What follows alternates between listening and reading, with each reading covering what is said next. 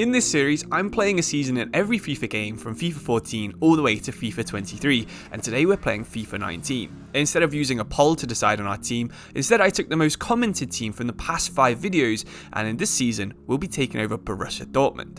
Look how young and exciting this Dortmund team is. Even better, because FIFA 19 servers are still online, we can download the latest version of the team, meaning we have 88 rated Royce, 91 potential Sancho, and £75 million to spend. With all this potential, we'll be developing these 5 players as much as we can, and our goal is to try and get at least 2 of them to 85 rated by the end of this season.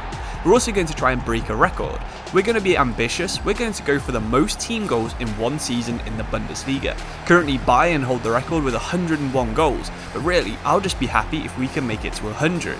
To be good enough to score 100 goals though, of course, I'll need to play in pre-season and learn how this game works.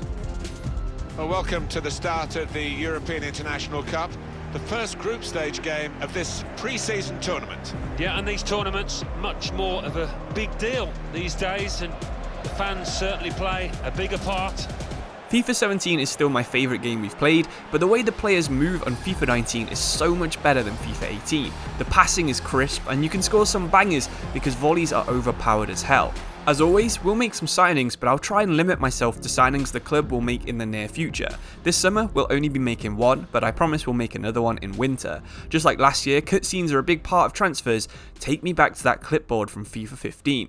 Anyway, Mats Hummels will use most of our transfer budget. He rejoined Dortmund a year later than this in real life, but we'll pay whatever it takes to strengthen our defence. Because we're going for a goal scoring record, these 3 defenders will basically be defending by themselves. Anyway, it's time to see how this tactic works. The Bundesliga is about to begin, and it's a massive game against Leipzig up first. Of course I chose to play as Dortmund because I saw so many comments requesting that I did, but also I chose them because they have such a cool atmosphere and stadium on FIFA. I'm sure at this point most of you have given a save with Dortmund a go, but if you haven't already, it's well worth a try on the next FIFA game, or even if you go back in time like I have in one of these old ones. As long as they've got a real stadium, they're a super fun team. Anyway, back to the gameplay. We went 1-up quite early with Goetze, but you'll see throughout the season that Royce is absolutely the main man. He's like 88 rated, nearly 89 if we trained him for a couple of weeks, and we don't really trust Paco Alcacer at striker, so we're playing him through the middle. We went 3-1 up, the game would end 3-2, but 3 goals is actually the exact amount of goals we need to average throughout the season. With 34 games, 3 goals in every game would mean we score 102 over the course of one Bundesliga season. Of course, it's not going to be that simple. We've got some way tougher teams in this league like Bayern Munich, but it's the games against teams like Hanover that we absolutely have to take advantage from. Despite the footage you've been seeing from this second match in the season, Hanover were actually really tough to play against. They played this really high press style where they had a lot of physical players, and we were lucky that we had quite a bit of pace in Royce, Pulisic and Sancho up front, and we scored some very lucky goals. We got a penalty, a bicycle kick, one where the goalkeeper just passed us the ball, and then that long range effort there from Axel Witsel.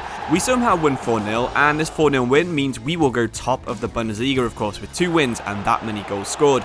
But we want more. Hakimi gets his first goal for Dortmund right here in a game against Frankfurt. Goetze gets yet another. And you might notice how bad we are at defending if you look at the scoreboard, from 2-1 up to 3-2 down. It doesn't really matter though, because Royce is on hand to make it 3-3, so that would be 7 points from just 3 matches. We're on track not only to break this record, but also to win the Bundesliga. One of the coolest things about this game is the amount of long-range efforts that go in, not only for you, but also the AI. It really adds some variety to some of the goals. They can also make some hilarious mistakes, just like on older FIFAs right here.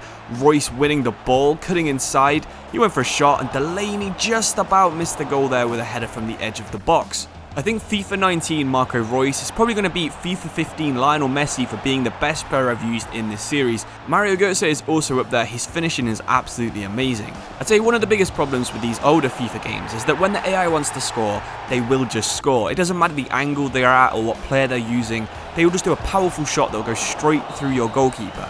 And that would result in 2 of those happening in this game, and we would lose 2-1. Now I don't want to waste your time, I don't want you to be here all day, so let's have a quick run through of the next couple of games, and we'll do them in a more condensed fashion. So the first game was Dortmund against Wolfsburg. Hakimi scored a nice finish here, that was quite a satisfying goal. The chip through ball, the control, and then the finish, really nice, and Hakimi was on it today. He got another chance here. Look at his pace. Even though he's quite young, he is still really highly rated. But Jadon Sancho, his crossing is amazing, and Royce is always going to finish that. So that was another 2 goals towards our record. Next up was the hardest game in our season. So this was the 10th game of the season, and it was against Bayern Munich. I've included this first clip in this video just because I need you to look how good their team is along the bottom. Neuer, Kimmich, Boateng, Jimenez and Alaba, what a defence that is. All really overpowered on FIFA. They've got Tolisso, James Rodriguez and Goretzka, which was one of the best midfielders on Ultimate Team. Then they had Ribery, Lewandowski and Serge Gnabry up front, and this was absolutely insane to play against. They were playing like prime Pep was in charge. They were doing one-touch passing. James Rodriguez nearly opening the scoring there after 16 minutes. Their defence is really good, but we had more pace, so we got this really good counter-attacking chance, and Sancho would smash the ball into the roof of the net. But you might have noticed Pulisic was very marginally offside. Remember this decision because it will come in important in a few seconds time. So, the next Bayern Munich attack, after they hit the crossbar there with Lewandowski, really good chance. Have a look at Goretzka in the build-up right here. I think he might be offside, but I need your guys' opinion in the comments below. Let me know if you think he's offside right here, because I think that would probably be given offside with VAR in 2023. Anyway, let's not get too annoyed at a decision in a 4-year-old FIFA game. That's the kind of thing we were putting up with though. Every time we would attack, Alaba would be there, and then things would go from bad to worse. We absolutely collapsed from around the 40th minute until the end of the match. First up was James, then there was this passing play here, Gnabry finessing the ball straight past Berkey, and then Lewandowski would get one from an almost impossible angle through a sea of bodies. We needed improvements and we needed them fast, but thankfully we had the exact man in mind. When you think of Dortmund and you think of goals, you think of Erling Haaland. He's only 69 rated, but he has stats that are really high in all the really important areas. He's joining a Dortmund team that's played half a season and got 48 goals in 16 games. In his first game, we absolutely destroy our rivals. We end up beating Schalke 7-0, and they're not even that bad on FIFA 19. So Haaland slowly started to settle into the squad, and I'm sure you were expecting good things just like I was. This game against Düsseldorf proves that maybe we were both wrong. First of all, he probably should have had a penalty for that first chance, but he definitely should have scored that one. The best thing about this formation is how many chances it creates, so we just needed to score one with Haaland to get him off the mark. This one was actually quite difficult, Sancho providing quite a wide pass, but yet again, it was a miss from Haaland. And Düsseldorf, with their only attack of the game, would show exactly how Haaland should be shooting. Thankfully though, we had a couple of the older players in our squad turn up in this game. Axel Witsel from a corner, and then Marco Reus would cut into the box and smash one into the roof of the net, somehow making us come back despite Erling Haaland getting a 4 out of 10. That meant we need to go into shooting practice with Haaland, try and get his finishing stat up, and also try and learn how he likes to be played on FIFA 19. So you can see that training really didn't go that well. He missed a bunch of the chances, and we're going to try and set a goal of scoring 10 goals with Haaland from the rest of this season. While we are struggling to score goals with Haaland, there is a lot of goals coming from other places in the team. Delaney and Axel Witsel actually got a surprising amount between them. There's something really good about those kind of midfielders on this game, the big, stocky target men, and Haaland would finally get his first goal in this game against Hertha Berlin. Would it be the first and only goal he scores this season, or would it be the first of many? Well, we needed him to score quite a few this season because after 25 games, we'd only scored 66. If we kept scoring at this rate, we would end up on 91 goals and be miles off that record. In this next period of games, we needed to absolutely go for it in every single match. We needed to score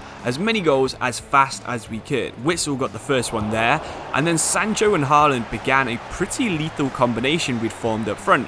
Royce scored a lot of goals in the early season, but the end of the season was all about Sancho and Haaland. Sancho would win the penalty here, and Haaland would step up and smash it in. That would be Haaland's hat-trick in this match, and look at the confidence he had. He was missing one-on-ones, and now he was nearly scoring from the edge of the box.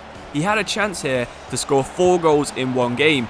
He made the most of it. 4 goals and 5 goals for the team in this game put us well back on track. We would continue in the next couple of matches as well. This wasn't just a one-off game. We'd go on to smash Wolfsburg in the next match, Jadon Sancho scoring the best goal right here in what would turn out to be a 7-0 win, a second one of the season. So that meant after 31 games, we'd now scored 90 goals. We were well on track. We needed 12 goals from the last 3 matches of this season. Just a few games after we signed Haaland, when he was still in that bad streak of form, we decided to try and change up our tactic a bit. We were playing him through the middle.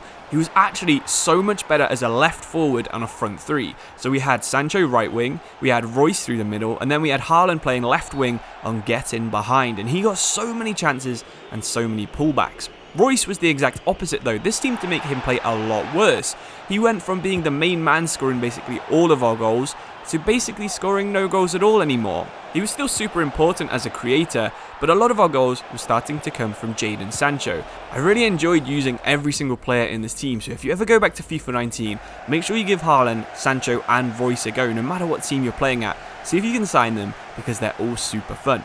We nearly scored straight from a kickoff in the second to last game against Dusseldorf, and this was one of those games where it just seemed like the AI wanted to win. I mean, they just stuck that one straight in the top corner. A couple of minutes later, Hummels gets out-jumped by Luca Bacchio, who I think is a winger now, and that would be 2-0 down after 16 minutes. No matter what we tried for the rest of the first half, we couldn't really find the back of the net with any chance, until Axel Witsel unleashed this shot. Really enjoy scoring these goals from the edge of the box, so of course we're picking the ball up and trying to restart the game as fast as we can. You don't really think of Erling Haaland as a really good creator, but that pass through to Sancho, which would eventually be the equaliser, was so good. It was perfectly weighted, it split the defence straight through the middle of two players.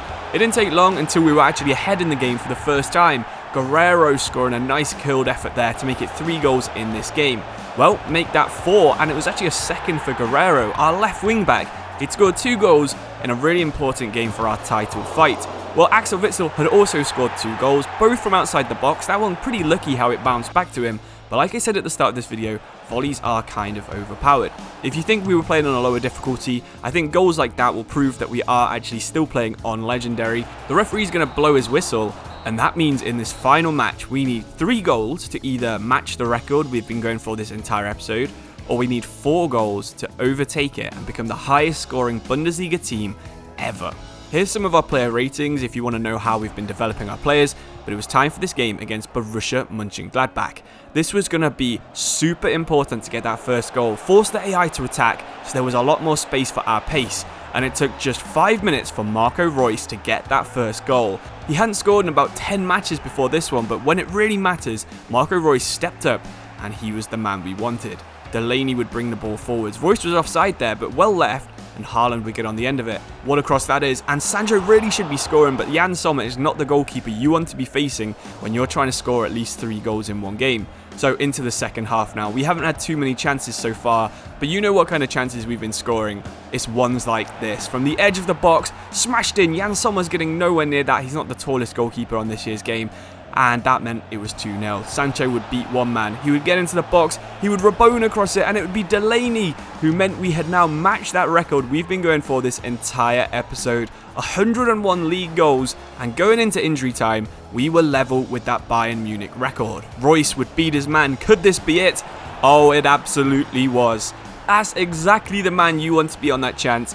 He did the Berbatov spin, he smashed it past Sommer. The referee wouldn't even let Mönchengladbach kick off. It meant we had won the league, we had broken the record, and we had done everything we set out to in this save on FIFA 19. Going into playing this episode, this FIFA 19 game, I thought this was actually one of the worst games for the first couple of matches, but the more I got into it, the more enjoyable it was. It really focused on dribbling, passing was decent compared to some of the older games, shooting was just really fun. You could score bangers and worldies with basically any midfielder as long as they had a decent long shot stat. It was just a really fun game. If you've got this downloaded, or if you can go to a second-hand shop and buy it for £1, like I literally did, I posted that on the Discord. If you want to go and join that and find out some more behind-the-scenes secrets of this series, feel free. But it's super fun. I do recommend you give FIFA 19 a go. We've won the Bundesliga now, we've won the Premier League, we've won the French League and the Spanish League. There's only the Italian League left to go, so maybe that can be one of our later saves, and that's proof we broke the record. Really appreciate your support on the series still. I think everyone's really enjoying it as much as I am to make it, and thank you for watching. Cheers and goodbye.